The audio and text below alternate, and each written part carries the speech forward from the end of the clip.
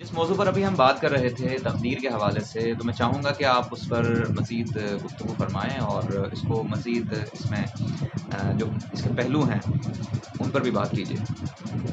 اس کے لیے تو میرے خیال سے کافی تفصیل سے تو بات کی، لیکن اب اس کو میں بالکل کیا کہتے پرسائز کر کے کرنا کہوں کچھ، تو یہ وہ ہے سوالات جو انسان کے ذہن میں ہمیشہ سے رہیں، اور یہ تھوڑی سی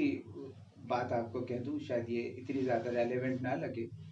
وہ یہ کہ انسانی تہذیب جو ہے میرے نزدیک 5,000 سال کی جو انسانی تہذیب ہے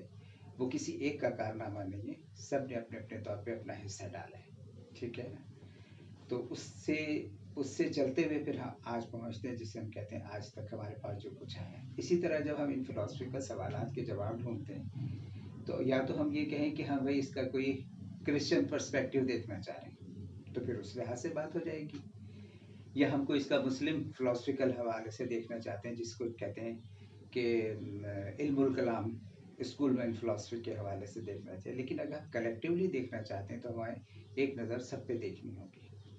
تاکہ اس کا وہ سیکوینس جو ہے وہ برقرار رہے۔